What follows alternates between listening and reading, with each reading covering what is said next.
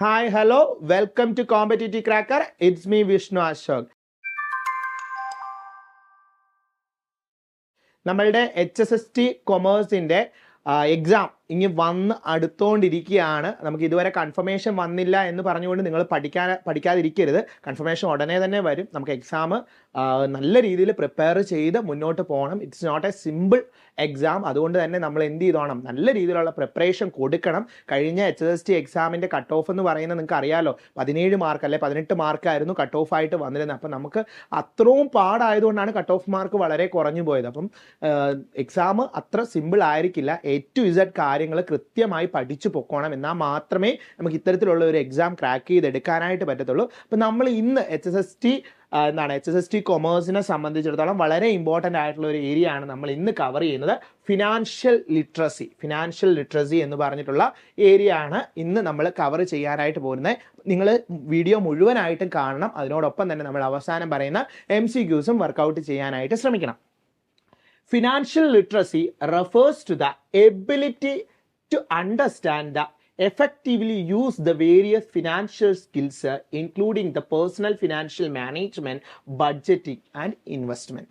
ഓർത്ത് വെക്കുക, എന്താണ് ഈ ഫിനാൻഷ്യൽ ലിറ്ററസി എന്ന് പറഞ്ഞു കഴിഞ്ഞാൽ ability to understand effectively use the various financial skills. നമ്മുടെ വേരിയസ് ആയിട്ടുള്ള ഫിനാൻഷ്യൽ സ്കില്ലുകൾ എന്താണ് വളരെ എഫക്റ്റീവായിട്ട് യൂസ് ചെയ്യുവാനുള്ള, എഫക്റ്റീവായിട്ട് അതിനെ യൂസ് ചെയ്യിക്കാനുള്ള ആ ഒരു എബിലിറ്റിയാണ് എന്തെന്ന് പറയുന്നത് ഫിനാൻഷ്യൽ ലിറ്ററസി എന്ന് പറയുന്നത്. അപ്പോൾ അത് കറക്റ്റായിട്ട് മനസ്സിലാക്കി വെക്കുക. Financial literacy refers to the ability to understand the effectively use the various financial skills including എന്തെല്ലാം വരുന്നുണ്ട്, personal financial management, budgeting and investing. Personal ആയിട്ടുള്ള ഫിനാൻഷ്യൽ മാനേജ്മെന്റും ബഡ്ജറ്റിങ്ങും ഇൻവെസ്റ്റിങ്ങും ഒക്കെ ഇതിൻ്റെ അകത്ത് ഇൻക്ലൂഡഡ് ആണ്, ഈ ഒരു ഫിനാൻഷ്യൽ ലിറ്ററസിക്കകത്ത് ഇൻക്ലൂഡഡ് ആണ്. The financial literacy is a crucial for making informed decision about the personal finance and managing the money effectively. നമ്മളുടെ കയ്യിലുള്ള പണം എഫക്റ്റീവായിട്ട്, നമ്മളുടെ കയ്യിലുള്ള ഇൻകം അല്ലെങ്കിൽ നമ്മുടെ കയ്യിലുള്ള പണത്തെ നമുക്ക് എഫക്റ്റീവായിട്ട് മാനേജ് ചെയ്യണമെങ്കിൽ, എഫക്റ്റീവായിട്ട് യൂട്ടിലൈസ് ചെയ്യണമെങ്കിൽ നമുക്ക് എന്ത് അനിവാര്യമാണ്, ഫിനാൻഷ്യൽ ആയിട്ടുള്ള ലിറ്ററസി അനിവാര്യമാണ് എന്നാണ് പറഞ്ഞേക്കുന്നത്. It is essential for making informed decisions about the money and achieving the financial wellbeing. നമുക്കറിയാം, ഒരു വ്യക്തിയെ സംബന്ധിച്ചിടത്തോളം അല്ലെങ്കിൽ ഒരു കമ്പനിയെ സംബന്ധിച്ചിടത്തോളം, ഒരു ഫേമിനെ സംബന്ധിച്ചിടത്തോളം അതിന് ഗ്രോത്ത് ഉണ്ടാകണമെങ്കിൽ അല്ലെങ്കിൽ വളർച്ച ഉണ്ടാകണമെങ്കിൽ നല്ല രീതിയിലുള്ള ഫിനാൻഷ്യൽ ലിറ്ററസി ഉണ്ടായിരിക്കണം. നമ്മൾക്ക് എന്താണ്, നമ്മൾ ഇപ്പോൾ ഉള്ള നിലവാരത്തിൽ നിന്നും ഉയർന്ന നിലവാരത്തിലേക്ക് എത്തണമെങ്കിൽ നമ്മൾ ഫിനാൻഷ്യലി എന്തായിരിക്കണം, സ്റ്റേബിൾ ആയിരിക്കണം. അല്ലെങ്കിൽ ഫിനാൻഷ്യലി നമുക്ക് എന്തുണ്ടാകണം, ഗ്രോത്ത് ഉണ്ടാകണം. അതിന് പ്രോപ്പർ ആയിട്ടുള്ള ഫിനാൻഷ്യൽ ലിറ്ററസി അനിവാര്യമാണ്. അത് നോക്കാം, understanding the basic financial concept. നമുക്ക് ബേസിക് ആയിട്ടുള്ള ഫിനാൻഷ്യൽ കോൺസെപ്റ്റുകൾ മനസ്സിലാക്കാം. ഫസ്റ്റ് വൺ എന്ന് പറയുന്നത് ഇൻകം. ഇൻകം എന്ന് പറഞ്ഞാൽ എന്താണ്, money earned from work, investment or other source.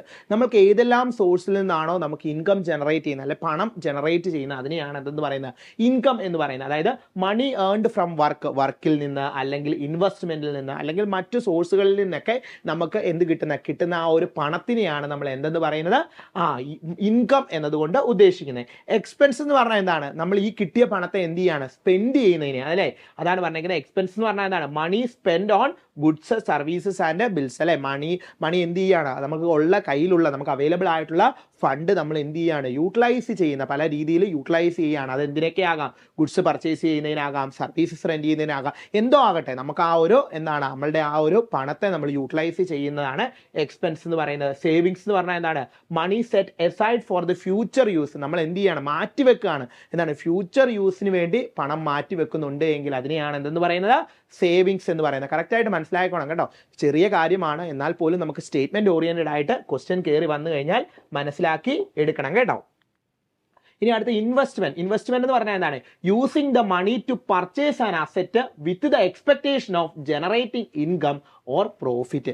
ഒരു പർട്ടിക്കുലർ ആയിട്ടുള്ള ഇൻകം ഫ്യൂച്ചറിൽ ജനറേറ്റ് ചെയ്യണം, അല്ലെ പർട്ടിക്കുലർ ആയിട്ടുള്ള പ്രോഫിറ്റ് നമുക്ക് ഫ്യൂച്ചറിൽ കിട്ടണം എന്ന ഉദ്ദേശത്തോടു കൂടി നമ്മളൊരു എന്താണ് ഒരു അസറ്റ് പർച്ചേസ് ചെയ്യുകയൊക്കെ ആണ് എങ്കിൽ അതിനെയാണ് എന്തെന്ന് പറയുന്നത്, ഇൻവെസ്റ്റ്മെന്റ് എന്ന് പറയുന്നത്. നമുക്ക് അവൈലബിൾ ആയിട്ടുള്ള ഫണ്ട് ഫ്യൂച്ചറിൽ യൂസ് ചെയ്യാനായിട്ട് മാറ്റിവെക്കുകയാണെങ്കിൽ അതിനെ സേവിങ്സ് എന്നും, നമുക്ക് അവൈലബിൾ ആയിട്ടുള്ള ഫണ്ട് ഫ്യൂച്ചറിൽ ഒരു പ്രോഫിറ്റ് അല്ലെങ്കിൽ ഒരു ഇൻകം ജനറേറ്റ് ചെയ്യണം എന്ന ഉദ്ദേശത്തോടു കൂടി ഒരു അസറ്റൊക്കെ പർച്ചേസ് ചെയ്യുകയാണെങ്കിൽ അതിനെ എന്തെന്ന് പറയാം, ഇൻവെസ്റ്റ്മെന്റ് എന്താണെന്ന് അറിയാം. ആ വ്യത്യാസം മനസ്സിലാക്കി വെച്ചോണേ.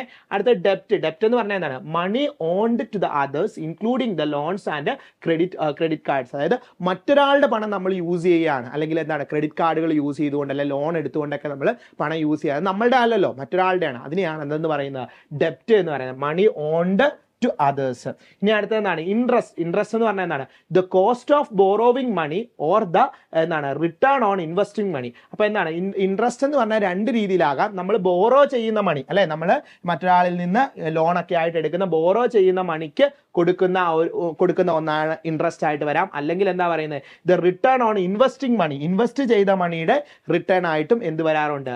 ഇൻട്രസ്റ്റ് വരാറുണ്ട്. ദ കോസ്റ്റ് ഓഫ്, നമ്മൾ ബോറോ ചെയ്ത മണിയുടെ കോസ്റ്റ് ആയിട്ടും എന്ത് വരാറുണ്ട്? ഇൻട്രസ്റ്റ് വരാറുണ്ട്. അതുപോലെ തന്നെ എന്താണ്, നമുക്ക് ഇൻവെസ്റ്റ് ചെയ്ത മണിയുടെ റിട്ടേൺ ആയിട്ടും എന്ത് വരാറുണ്ട്? ഇൻട്രസ്റ്റ് വരാറുണ്ട്. അപ്പൊ അത് ഓർത്ത് വെച്ചോണം കേട്ടോ. ആ ഒരു ഡിഫറൻസ് ഒക്കെ കറക്റ്റ് ആയിട്ട് മനസ്സിലാക്കി വെക്കുക. ഇനി അടുത്താണ് ബഡ്ജറ്റിംഗ് എന്ന് പറഞ്ഞാൽ എന്താണ്? നമുക്ക് എന്താണ് നമ്മുടെ ഇൻകം വേഴ്സസ് എക്സ്പെൻസ് ആണ് അല്ലേ. നമ്മൾ എന്താണ്, നമുക്ക് എത്രത്തോളം വരവുണ്ട് അല്ലെ എത്രത്തോളം ചെലവുണ്ട് അതിനെ ഒന്ന് പ്രോപ്പറായിട്ട് ബാലൻസ് ചെയ്ത് കൊണ്ടുപോകുന്ന ഒന്നാണ് ബഡ്ജറ്റിംഗ് എന്ന് പറയുന്നത്. ഇൻകം വേഴ്സസ് എക്സ്പെൻസ് എന്താണ്?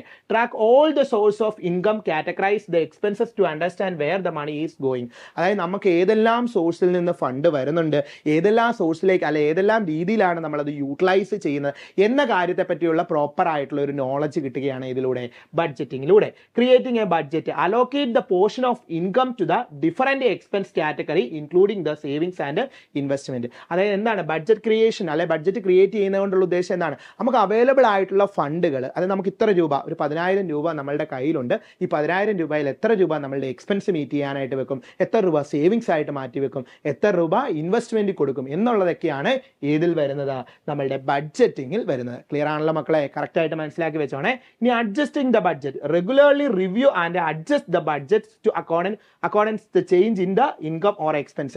ഇൻകം എക്സ്പെൻസും ഒക്കെ ചേഞ്ച് ചെയ്യുന്ന അനുസരിച്ച് നമ്മൾ എന്ത് ചെയ്യും? ഫ്രീക്വന്റ് ആയിട്ടുള്ള റിവ്യൂ നടത്തി ബഡ്ജറ്റ്സിൽ എന്ത് വരും? അഡ്ജസ്റ്റ്മെന്റ്സ് വരുത്താറുണ്ട്. അപ്പൊ അത് പ്രോപ്പറായിട്ട് മനസ്സിലാക്കി വെക്കണം. ഇതൊക്കെ എന്തിന്റെ ഭാഗമാണ്? നമ്മളുടെ ഫിനാൻഷ്യൽ ലിറ്ററസിയുടെ ഭാഗമാണ്. അടുത്താണ് savings and emergency funds. Savings and emergency funds അല്ലെങ്കിൽ saving and emergency fund. Importance of saving എന്താ പറഞ്ഞിരിക്കുന്നത്? Setting aside the money for the future need, emergencies and large purchase. നമ്മൾ എപ്പോഴും സേവ് ചെയ്യുന്ന എന്തിനാണ്? ഫ്യൂച്ചറിലേക്ക് യൂസ് ചെയ്യാനാണ്. ഫ്യൂച്ചറിൽ ഒരു ലാർജ് പർച്ചേസ് ആണ്. അതിലിപ്പം ഉദാഹരണം പറഞ്ഞു കഴിഞ്ഞാൽ നമുക്ക് എന്താണ് ഒരു ഐഫോൺ വാങ്ങണം എന്നൊരു ആഗ്രഹമുണ്ട്. ഐഫോൺ ഇത്ര രൂപയാണ്. അപ്പോൾ അതിനുവേണ്ടി നമ്മൾ എന്ത് ചെയ്യണം? ഓരോ മാസവും ഇത്ര രൂപ വീതം നമ്മൾ മാറ്റി വെച്ചുകൊണ്ട് ആ സാധനം വാങ്ങിക്കുകയാണ്. അപ്പോൾ അതൊരു ഹ്യൂജ് ആയിട്ടുള്ള ഒരു ഹെവി ആയിട്ടുള്ള ഒരു പർച്ചേസ് നടത്താനായിട്ട് നമ്മൾ പൈസ എന്ത് ചെയ്യുക? ഫ്യൂച്ചറിൽ വാങ്ങിക്കാനായിട്ട് പൈസ മാറ്റി വെക്കുന്നത്. അതുപോലെ തന്നെ എന്താണ് നമുക്ക് എന്താണ് ഫ്യൂച്ചറിൽ ഒരു മെഡിക്കൽ കണ്ടീഷൻ, എന്തെങ്കിലും മെഡിക്കൽ ആയിട്ടുള്ള എമർജൻസി ഉണ്ടാകാൻ സാധ്യതയുണ്ട് എന്നുള്ളത് കൊണ്ട് നമ്മൾ എന്ത് ചെയ്യണം? മാറ്റി വെക്കണം. ആ ഒരു സിറ്റുവേഷൻ വരുമ്പോഴത്തേക്കിനും, അല്ലെങ്കിൽ ഇപ്പം എന്താണ് വൈഫ് പ്രഗ്നൻ്റ് ആണ്, അപ്പം ആ ഒരു ഡെലിവറിയുടെ ടൈം ആകുമ്പോഴത്തേക്കും ഇത്ര ക്യാഷ് ആകും. അതുകൊണ്ട് എന്ത് ചെയ്യണം? എല്ലാ മന്ത്ലിയും എന്താണ് സാലറിയിൽ നിന്ന് കുറച്ച് രൂപാസ് മാറ്റി വെക്കുകയാണ്, അല്ലെങ്കിൽ കുറച്ച് പണം മാറ്റി വെക്കുകയാണ് ആ ഒരു എമർജൻസി മീറ്റ് ചെയ്യാനായിട്ട്. അപ്പോൾ ഇതൊക്കെയാണ് എന്ന് പറയുന്നത് നമ്മളുടെ സേവിങ്സ് എന്ന് പറയുന്നത്. ഇമ്പോർട്ടൻസ് ഓഫ് സേവിങ്സ് മാറ്റി വെക്കുന്നത് കൊണ്ടുള്ള ആ ഒരു ഇമ്പോർട്ടൻസ്. പിന്നെ എമർജൻസി ഫണ്ട് എന്ന് പറയുന്നത് എ സെപ്പറേറ്റ് സേവിങ് അക്കൗണ്ട്. അപ്പോൾ എമർജൻസി ഫണ്ട്സ് ഒന്ന് ഓർത്ത് വെച്ചോണം. A separate saving account with 3 to 6 months worth for living expenses to cover the unexpected financial emergency. Unexpected അവർ വിചാരിക്കാത്ത ഫിനാൻഷ്യൽ ആയിട്ടുള്ള എമർജൻസീസ് ഉണ്ടാകുകയാണെങ്കിൽ അത് മീറ്റ് ചെയ്യാനായിട്ട് 3 to 6 months അവർ എന്ത് ചെയ്യുന്ന എടുക്കുന്ന ഒരു അക്കൗണ്ട് ആണ് എന്ന് പറയുന്നത് എമർജൻസി ഫണ്ട്സ് അക്കൗണ്ട്. അതൊരു സെപ്പറേറ്റ് ആയിട്ടുള്ള സേവിങ്സ് അക്കൗണ്ട് ആണ് എന്നുള്ള കാര്യം കൂടി ഒന്ന് ഓർത്ത് വെക്കുക. നമുക്ക് ക്വസ്റ്റ്യൻ വന്നു കഴിഞ്ഞാൽ ആൻസർ ചെയ്യാനായിട്ട് പറ്റണം കേട്ടോ മക്കളെ. അടുത്ത നോക്കുക ഡെപ്റ്റ് മാനേജ്മെന്റ് എന്ന് പറഞ്ഞാൽ എന്താണ്? ടൈപ്സ് ഓഫ് ഡെപ്റ്റ്സ് ഉണ്ട്. ടൈപ്സ് ഓഫ് ഡെപ്റ്റ്സ് എന്ന് പറഞ്ഞാൽ എന്താണ്? Differentiate between the good ഡെപ്റ്റ് and bad ഡെപ്റ്റ്. അതായത് ഡിഫറൻഷിയേറ്റ് ചെയ്യുന്നുണ്ട്. ഗുഡ് ഡെപ്റ്റുകളും ഉണ്ട്, എന്തുണ്ട്? ബാഡ് ഡെപ്റ്റ്സ് ഉണ്ട്. ഗുഡ് ഡെപ്റ്റ്സ് എന്ന് പറഞ്ഞാൽ എന്താണ്? മോർഗേജസ്, സ്റ്റുഡൻസ് ലോൺ, അത് കറക്റ്റായിട്ട് ഓർത്തോണം കേട്ടോ. മോർഗേജസ്, സ്റ്റുഡൻസ് ലോണുകളൊക്കെയാണ് ഗുഡ് ഡെപ്റ്റ്. ബാഡ് ഡെപ്റ്റ്സ് എന്ന് പറഞ്ഞാൽ എന്താണ്? കിട്ടാക്കടമായിട്ട് വരുന്നത് high interest credit card debts ഒക്കെ ഏതാണ്? ഹൈ ഇൻട്രസ്റ്റ് ക്രെഡിറ്റ് കാർഡ് ഡെപ്റ്റ് ഒക്കെ ഏതിനകത്ത് വരുന്നതാണ്? ബാഡ് ഡെപ്റ്റ്സിൽ വരുന്നതാണ്. അതുപോലെ തന്നെ എന്താണ്? റീപേയ്മെന്റ് സ്ട്രാറ്റജീസ് എന്താണ്? Pay off the high interest ഡെപ്റ്റ് ഫസ്റ്റ്. ഓർത്ത് വെച്ചോണം. പേ ഓഫ് ഹൈ ഇൻട്രസ്റ്റ് ഡെപ്റ്റുകളൊക്കെ നമ്മൾ ആദ്യമേ എന്ത് ചെയ്തോണം? പേ ചെയ്തോണം. ആൻഡ് കൺസിഡർ ദ ഡെപ്റ്റ് കൺസോളിഡേഷൻ ഈഫ് നെസസറി. ഇപ്പൊ എന്താണ് നെസസറി ആയിട്ട് നമുക്ക് ആവശ്യം എങ്കിൽ എന്ത് ചെയ്തോണം? ഡെപ്റ്റ് കൺസോളിഡേഷൻ ഒക്കെ നടത്തിക്കോണം. റീപേയ്മെന്റ് പ്രോപ്പർ ആയിട്ട് ഡെപ്റ്റ് എന്ത് ചെയ്തോണം? റീപേ ചെയ്ത് കൊണ്ടുപോകണം. അതിൻ്റെ അകത്ത് തന്നെ ഹൈ ഇൻട്രസ്റ്റ് ആയിട്ടുള്ള ഡെപ്റ്റുകൾ ഫസ്റ്റ് പേ ചെയ്യുക. അവോയ്ഡ് ദ എന്താണ്? എക്സസീവ് ഡെപ്റ്റ്. അതായത് എന്താണ്? Leave the with your means that the avoid the unnecessary borrowings. അതായത് നമുക്ക് അത്യാവശ്യമൊന്നും ഇല്ല എങ്കിൽ നമ്മൾ എന്ത് ചെയ്യാതിരിക്കുക, കടവൊക്കെ എടുക്കാതിരിക്കുക. അൺനെസസറി ആയിട്ടുള്ള ബോറോയിങ്സ് എന്ത് ചെയ്യുക, ഒഴിവാക്കുക എന്നുള്ളതാണ്. ഇപ്പോൾ ഡെപ്റ്റിൻ്റെ കാര്യം കറക്റ്റായിട്ട് നമ്മൾ പ്രോപ്പർ ആയിട്ടുള്ള ഡെപ്റ്റ് മാനേജ്മെൻറ്റ് ഉണ്ടെങ്കിൽ തന്നെ നമുക്ക് അവിടെ എന്തുണ്ട്, നല്ല രീതിയിലുള്ള ഫിനാൻഷ്യൽ ലിറ്ററസി ഉള്ള ആളുകൾക്ക് എന്തുണ്ട്, പ്രോപ്പർ ആയിട്ടുള്ള ഡെപ്റ്റ് മാനേജ്മെൻറ്റ് ഉണ്ട്. അടുത്താണ് ഇൻവെസ്റ്റിംഗ്. ഇൻവെസ്റ്റിംഗ് എന്ന് പറയുന്നത് ടൈപ്സ് ഓഫ് ഇൻവെസ്റ്റ്മെന്റ് ഉണ്ട്. നമുക്ക് എന്തിലൊക്കെ ഇൻവെസ്റ്റ് ചെയ്യാം, സ്റ്റോക്കിൽ ഇൻവെസ്റ്റ് ചെയ്യാം, ബോണ്ടിൽ ഇൻവെസ്റ്റ് ചെയ്യാം, മ്യൂച്വൽ ഫണ്ടിൽ ഇൻവെസ്റ്റ് ചെയ്യാം, റിയൽ എസ്റ്റേറ്റിൽ ഇൻവെസ്റ്റ് ചെയ്യാം, അതുപോലെ തന്നെ എന്താണ് റിട്ടയർമെന്റ് ഫണ്ട്സുകൾ അല്ലെ റിട്ടയർമെന്റ് അക്കൗണ്ട്സുകളിലൊക്കെ ഇൻവെസ്റ്റ് ചെയ്യാനായിട്ട് വരും. ഇത് ഓരോന്നും നമ്മൾ ഡീറ്റെയിൽ ആയിട്ട് പഠിക്കണം കേട്ടോ. ഫിനാൻഷ്യൽ ലിറ്ററസി എന്ന് പറയുന്നത് വളരെ ചെറിയൊരു ടോപ്പിക് അല്ല, വളരെ വൈഡ് ആയിട്ടുള്ള ടോപ്പിക്കാണ്. നമ്മുടെ CCയിലെ ആപ്പിൻ്റെ അകത്ത് എല്ലാത്തിൻ്റെയും ഡീറ്റെയിൽ ആയിട്ടുള്ള ക്ലാസ്സുകൾ അവൈലബിൾ ആണ്. അപ്പം ഇവിടെ നമ്മൾ നോക്കുകയാണ് ടൈപ്സ് ഓഫ് ഇൻവെസ്റ്റ്മെന്റ് എന്ന് പറഞ്ഞാൽ ഏതൊക്കെ തരത്തിലുണ്ട്. സ്റ്റോക്ക് ഉണ്ട്, ബോണ്ട് ഉണ്ട്, മ്യൂച്വൽ ഫണ്ട് ഉണ്ട്, അതുപോലെ റിയൽ എസ്റ്റേറ്റ് ഉണ്ട്, അതുപോലെ തന്നെ എന്താണ് റിട്ടയർമെന്റ് അക്കൗണ്ട്സ് ഉണ്ട്. ഇനി അടുത്ത എന്താണ് risk and return. The high potential return typically come with the higher risk. നല്ല രീതിയിൽ എന്താ നമ്മൾ അറിയാം അല്ലേ, നല്ല രീതിയിൽ റിസ്ക് എടുക്കുന്നവൻ എന്തുണ്ട്, നല്ല രീതിയിലുള്ള റിട്ടേൺ ഉണ്ട്. നമ്മൾ പണ്ട് തൊട്ടേ പറഞ്ഞു കേൾക്കുന്നത് അത് തന്നെയാണ്. ഹൈ പൊട്ടൻഷ്യൽ റിട്ടേൺ കിട്ടുന്നുണ്ട്, നല്ല രീതിയിലുള്ള റിട്ടേൺ കിട്ടുന്നുണ്ടെങ്കിൽ ഹൈ റിസ്ക് ആയിരിക്കും ആ ഒരു ഇൻവെസ്റ്റ്മെന്റിന്മേൽ. അതുപോലെ തന്നെ നമ്മൾ എപ്പോഴും എന്ത് ചെയ്യുക, റിസ്ക് കുറയ്ക്കാനായിട്ട് എന്ത് ചെയ്യുക, ഡൈവേഴ്സിഫൈ ചെയ്യുക. ഒരു പർട്ടിക്കുലർ ആയിട്ടുള്ള ഒന്നിൽ മാത്രം ഇൻവെസ്റ്റ് ചെയ്യാതെ ഡൈവേഴ്സിഫൈ ചെയ്യാനാണ് പറഞ്ഞേക്കുന്നത്. Diversify the investment to manage the risk. ഇനി അടുത്താണ് ടൈം ഫാക്ടേഴ്സും വളരെയധികം ഇമ്പോർട്ടൻ്റ് ആണ്. The long time investment tends to yield the better return and helps to mitigate the short time market availability. അതായത് നമ്മളൊരു ലോങ് ടൈമിലേക്കൊക്കെ ഇൻവെസ്റ്റ് ചെയ്യുകയാണെങ്കിൽ നമുക്ക് റിട്ടേൺ എങ്ങനെയായിരിക്കും, കൂടുതലായിരിക്കും. അതായത് പെട്ടെന്ന് തന്നെ ഒരു ഷോർട്ട് പീരീഡിലേക്കൊക്കെ ആണെങ്കിൽ ആ റിട്ടേൺ അതിനനുസരിച്ച് കുറവായിരിക്കും എന്നുള്ള കാര്യം ഓർത്ത് വെക്കുക.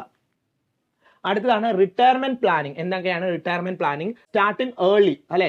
The earlier you start the savings for retirement the more you can benefit from the എന്താണ് കോമ്പൗണ്ട് ഇൻട്രസ്റ്റ് അല്ലെ. നമ്മൾ എന്താണ് നേരത്തെ തന്നെ ഒരുപാട് വർഷങ്ങൾക്ക് മുമ്പ് തന്നെ നമ്മളൊരു റിട്ടയർമെന്റ് പ്ലാനിങ്ങിൽ ഇൻവെസ്റ്റ് ചെയ്ത് തുടങ്ങുവാണെങ്കിൽ അവിടെ നമുക്ക് എന്താണ് കൂടുതൽ ബെനിഫിറ്റ് ആയിരിക്കും, നമുക്ക് കോമ്പൗണ്ട് ആയിട്ടുള്ള ഇൻട്രസ്റ്റ് ഒക്കെ കിട്ടാനായിട്ട് സാധിക്കുമെന്നാണ് പറഞ്ഞിരിക്കുന്നത്. അതുപോലെ റിട്ടയർമെന്റ് അക്കൗണ്ട് ഉണ്ട്. റിട്ടയർമെന്റ് അക്കൗണ്ട് എന്ന് പറഞ്ഞാൽ ഡിഫറെന്റ് ആയിട്ടുള്ള റിട്ടയർമെന്റ് അക്കൗണ്ടുകളുണ്ട് അല്ലെ. 141K അതുപോലെ തന്നെ IRA അങ്ങനെയുള്ള വിവിധ തരത്തിലുള്ള എന്തുണ്ട് റിട്ടയർമെന്റ് അക്കൗണ്ടുകളുണ്ട്. അതുപോലെ തന്നെ ഇത് നമ്മൾക്ക് എന്തിന് സഹായിക്കുന്നുണ്ട്, ടാക്സ് ഒക്കെ സേവ് ചെയ്യാനായിട്ടൊക്കെ, ടാക്സ് അഡ്വാൻറ്റേജസ് ഒക്കെ കിട്ടാനായിട്ട് സഹായിക്കുന്നുണ്ട്. അതുപോലെ കോൺട്രിബ്യൂഷൻസ് പറഞ്ഞു കഴിഞ്ഞാൽ എന്താ വരുന്നത്, ഇത് എന്താണ് regularly contributes the retirement accounts and increase the contribution over time. നമ്മൾ റെഗുലർ ആയിട്ട് എന്ത് ചെയ്യുകയാണ്, റിട്ടയർമെന്റ് അക്കൗണ്ടിലോട്ട് കോൺട്രിബ്യൂട്ട് ചെയ്യുമ്പോൾ നമുക്കറിയത്തില്ല, നമ്മൾ എന്താണ് പലതുള്ളി പെരുവെള്ളം എന്ന് പറയുന്ന പോലെയാണ് അല്ലേ. നമ്മൾ നേരത്തെ തന്നെ എന്താണ് റിട്ടയർമെന്റ് അക്കൗണ്ടിലേക്ക് ഇൻവെസ്റ്റ് ചെയ്ത് തുടങ്ങി കഴിഞ്ഞ് കഴിഞ്ഞാൽ നമുക്ക് എന്താണ് അതൊരു ഹ്യൂജ് ആയിട്ടുള്ളൊരു ബെനിഫിറ്റ് നമുക്ക് ആ റിട്ടയർമെന്റ് ടൈമിലേക്ക് കിട്ടും. അതുപോലെ തന്നെ എന്താണ് ടാക്സ് ബെനിഫിറ്റ്സിനൊക്കെ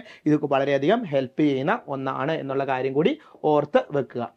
ഇനി അടുത്താണ് credit sources and reports. Credit sources എന്ന് പറഞ്ഞാൽ എന്താണ്, numerical representation of your credit worthiness. നമ്മളുടെ ക്രെഡിറ്റ് വർത്തിനെസ്, നമുക്ക് എത്രത്തോളം ക്രെഡിറ്റ് വർത്തിനെസ് ഉണ്ട് എന്നതിനെ ബേസ് ചെയ്തൊക്കെ അല്ലേ നമുക്ക് ബോറോവിങ്സ് അല്ലെങ്കിൽ നമുക്ക് ബോറോ ചെയ്യാനായിട്ട് പറ്റുന്നത്. ഒരു ബാങ്കിൽ നിന്ന് നമുക്ക് ഒരു ലോൺ എടുക്കണമെങ്കിൽ നമ്മളുടെ ക്രെഡിറ്റ് വർത്തിനെസ് എത്രത്തോളം ഉണ്ട് എന്നൊക്കെ അവരെന്ത് ചെയ്യാറുണ്ട്, ആക്സസ് ചെയ്യാറുണ്ട്, അല്ലെങ്കിൽ അവർ എത്രത്തോളം ഉണ്ട് എന്നൊക്കെ ഇവാലുവേറ്റ് ചെയ്യാറുണ്ട്. അപ്പോൾ ഇവിടെ എന്താണ് ഈ ക്രെഡിറ്റ് സ്കോർ എന്ന് പറഞ്ഞാൽ എന്താണ്? ക്രെഡിറ്റ് സ്കോർ എന്ന് പറഞ്ഞു കഴിഞ്ഞാൽ വളരെ സിമ്പിൾ ആയിട്ട് ഓർത്ത് വെക്കുക, എന്താണ് ഒരു ന്യൂമറിക്കൽ ആയിട്ടുള്ള റെപ്രസെൻറ്റേഷൻ ആണ്, നമ്പർ വെച്ചുകൊണ്ടുള്ള ന്യൂമറിക്കൽ ആയിട്ടുള്ള ഒരു റെപ്രസെൻറ്റേഷൻ ആണ് നമ്മളുടെ ക്രെഡിറ്റ് വർത്തിനെസ് എത്രത്തോളം ഉണ്ട് എന്ന് മനസ്സിലാക്കാൻ. Which affects the ability of the borrow money and interest rate you receive. അതായത് നമുക്ക് എത്രത്തോളം പണം ബോറോ ചെയ്യാനായിട്ട് പറ്റും, ഏത് ഇൻട്രസ്റ്റ് റേറ്റ് വേണം എന്നുള്ള കാര്യത്തെയൊക്കെ നിർണ്ണയിക്കുന്ന ഒന്നാണ് ഏതെന്ന് പറയുന്നത് ഈ ക്രെഡിറ്റ് സ്കോർ എന്ന് പറയുന്നത്. ഇനി അടുത്താണ് credit report. A detailed report of your credit history. നമ്മളുടെ ക്രെഡിറ്റ് ഹിസ്റ്ററിയെ പറ്റിയുള്ള ഡീറ്റെയിൽ ആയിട്ടുള്ള റിപ്പോർട്ടിനെയാണ് എന്തെന്ന് പറയുന്നത് ക്രെഡിറ്റ് റിപ്പോർട്ട്